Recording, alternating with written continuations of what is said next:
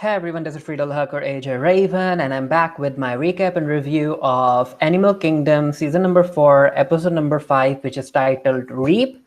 So, this episode opens up with Colin teaching Janine how to drive. He's telling her how to make he's teaching her how to make these circles. I'm not really sure what you call them, but she's burning the tires on the road. And yeah, Janine is learning from Colin and all of that stuff. And I'm not really sure, but I might be wrong. But is Colin going to be revealed to be Pope and Julia's father down the line? Is he still alive? I'm not really sure because they are showing a lot of Colin and they are showing a lot of Pope, how he's trying to deal with Janine and Angela being back in his life. So I wouldn't be surprised if Colin is revealed to be Pope's real father or something. So moving on, in the previous episode, we saw that Smurf had fallen unconscious in the bathroom, and Pope ended up getting her to the hospital. And in the hospital, the doctor reveals to Pope that Janine has cancer. And yeah, he's trying to process all of that information. Now, Joshua, after what Mia did to his house in the last episode, is going to have a word with her, and he goes to Mia and he tells Mia that she should stay away from him, and he also threatens her with a gun. And Mia's like, Joshua, are you really threatening me? Does your family know what you've been up to, especially Smurf? And Joshua is like, I'm smarter than you.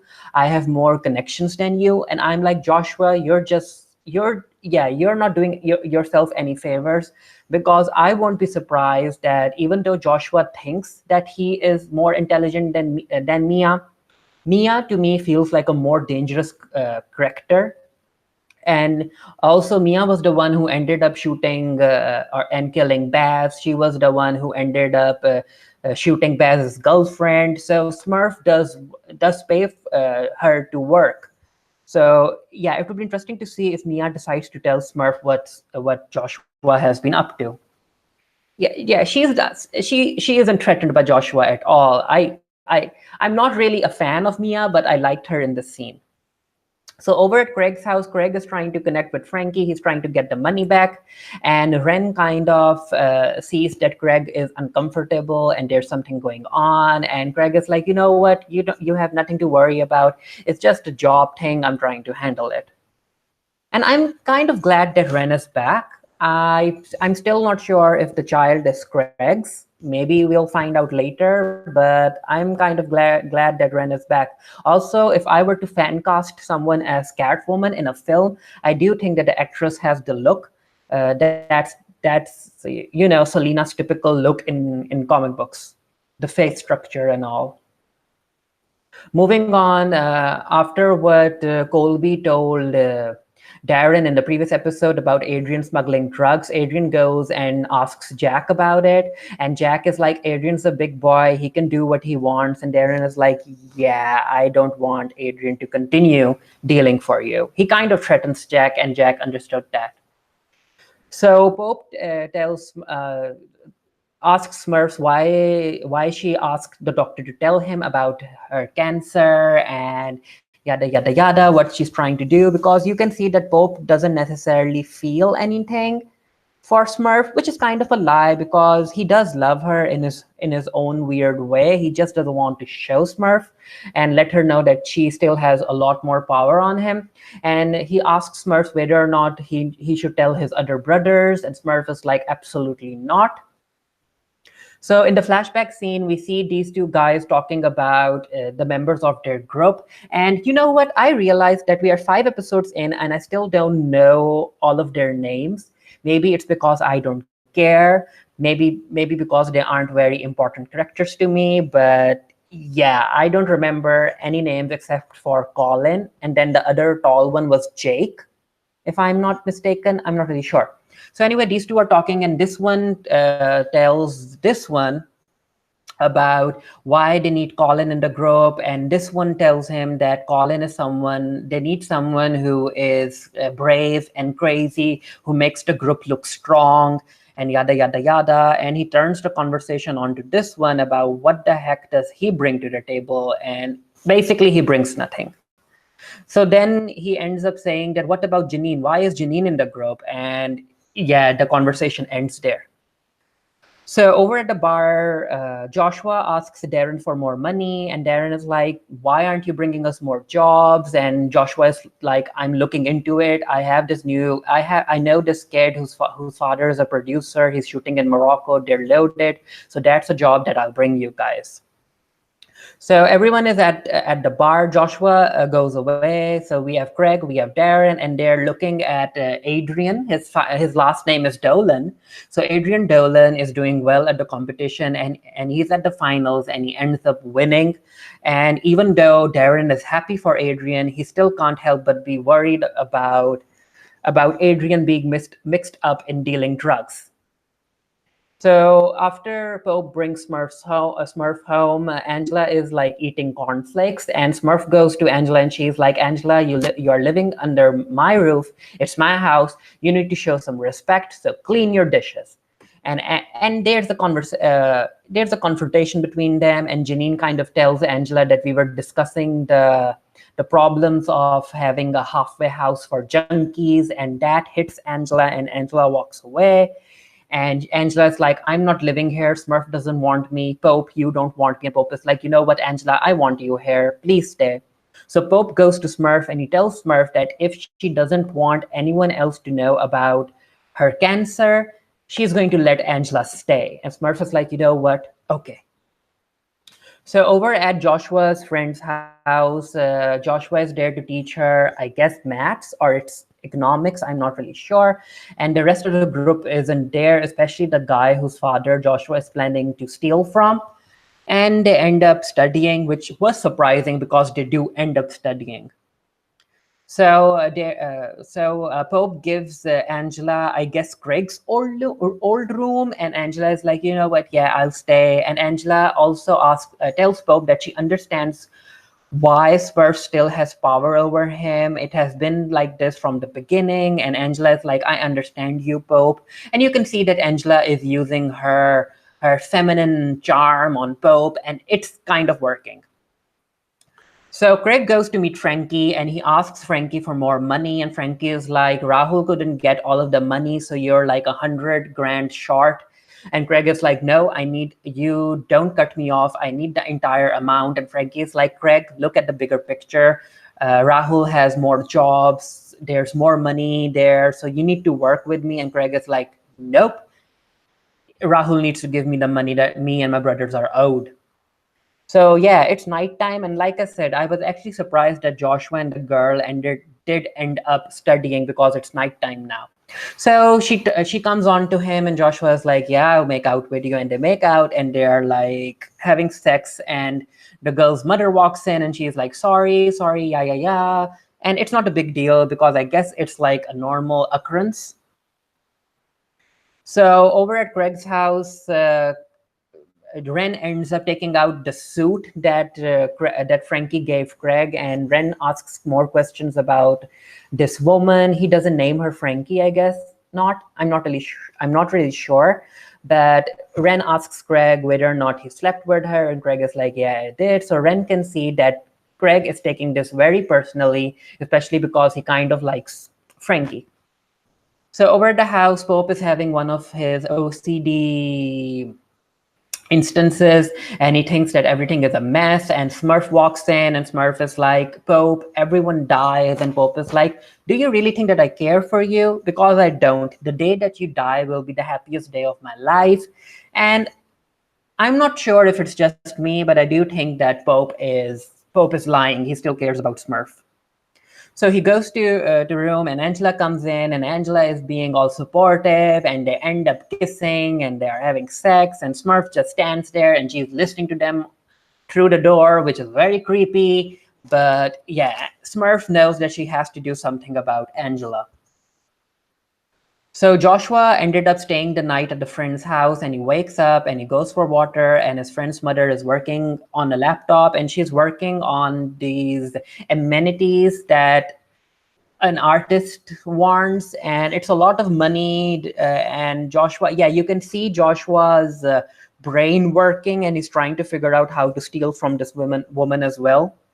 And before he goes, the friend's mother tells Joshua that he should come help her with the artist thing, and she also tells him about her daughter, how he should be careful with her because she hasn't always had it easy in her life. So moving on, Adrian is back with the trophy. He won. Everyone is having a party at the bar, and I was so happy to see Deran being happy and supportive of Adrian. But you can tell that yeah, these two need to have a conversation. Deran can't hold everything in him for that long. So in the flashback, they are talking about a new job. They are talking about hitting a bank, and Colin tells Janine to share her plan, and Janine is like, "There's this hippie encampment. We should hit that." And the rest of the group is like, "No, you stay quiet. We're going to hit a bank." So Frankie decides to go and meet Smurf, which was a very interesting scene because I always like it when Frankie and Smurf interact. So Frankie gives Smurf more money, and she talks about how her son pulled the job without telling her. And Smurf is very uneasy about it. She's very upset, and she basically tells Frankie to just leave. So over at the bar, it's early morning, and Pope and Deran enter the bar, and Pope begins his cleaning job, and he notices that Deran is mopping the floor. And again, I also liked how Pope was supportive of Deran and Adrian's relationship, and he's like, "What are you doing here, dude? Adrian just won. Shouldn't you be like celebrating with him?" And Deran is keeping his distance away from Adrian because if he's near Adrian, these two are going to have a conversation. And then the conversation also goes toward Deran telling Pope that what's up with Smurf? Is she okay? Because she ended up coming to to his house, bringing Adrian lasagna, and then she ended up coming to Craig's house, and she ended up doing coke. But yeah, Pope knows that Smurf has cancer and she might die, but he isn't saying anything. Adrian comes in, and these two have a conversation, and Deran asks Adrian why he's doing the drug smuggling. Why does he need all of that money? Deran can give him all of the money that he wants, and Adrian is like, "That's the point, Deran. It's your money. It's not my money. I can do whatever I want. It's my life." And Adrian's outburst just seemed very weird to me. It didn't make any sense for me that he had this sort of outburst, and then instantly he ended up remaining calm. And Deran is like, "Yeah, I get it. You can make money on the side, but please promise that you won't smuggle more drugs for Jake." And Deran is like, and Adrian is like, yeah, okay, whatever you say. But you can tell that he's already in way too much trouble, especially because he's talking to the police, and it's only a matter of time the Codys find out. So Greg is like talking to the phone about selling some motorbike or something. I'm not really sure. Or is he talking to Rahul? Again, I'm not really sure what's happening here. So Ren comes in, and these two have a connection. And yeah, I do like these two together. So let's see where this goes. So in the flashback, Colin makes a stand in front of the other group members. They want to go north, I guess. And Colin is like, "No, I want to go south. I'm tired of the cold." But basically, he wants to check out Janine's job. So the rest of the group also follow Colin. So over at the Smurfs, they're having dinner, and it's like a family affair because you can see that Adrian isn't there, and yeah, Smurf is unhappy about the boys pulling a job without telling her, and how the job ended up making them hired muscle, and she's not happy about it, and she tells Craig to set it right. So everyone is having a confrontation about after lunch because Craig thinks that it's Pope who told Smurf about the job and yada yada yada, and these two have a fight, which they do break up, and Craig is like, I'll handle it, trust me. So Adrian is at the feds, and Adrian is like, why am I going to be prosecuted? I don't want to be prosecuted. And isn't my work done? What more do you want from me? And the feds are like, yeah, you will be prosecuted. You can't go scot-free. We'll probably end up being lenient on your sentence. And I'm like, Adrian, why are you in so much trouble? Why did the writers do this? Why couldn't they just give us domestic Deran and Adrian bliss?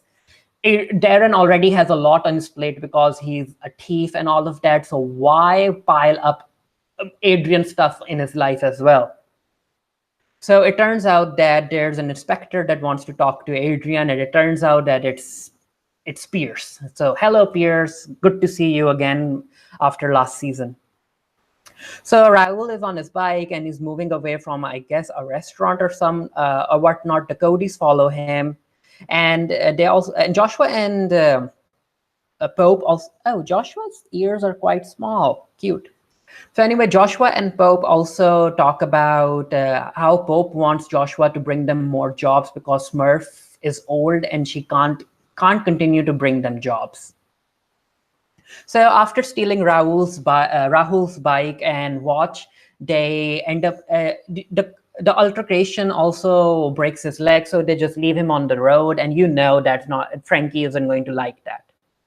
So then we have a flashback again, and one of the guys who seems to be the leader of the boys group, he tells Janine that she's only in the group because he wants her to be in the group. And Janine is like, you know what? I'm not really sure. So you can see that Janine has been working and she's taking away all of the power from the group and making herself the leader. And that's the kind of Janine that I like to see.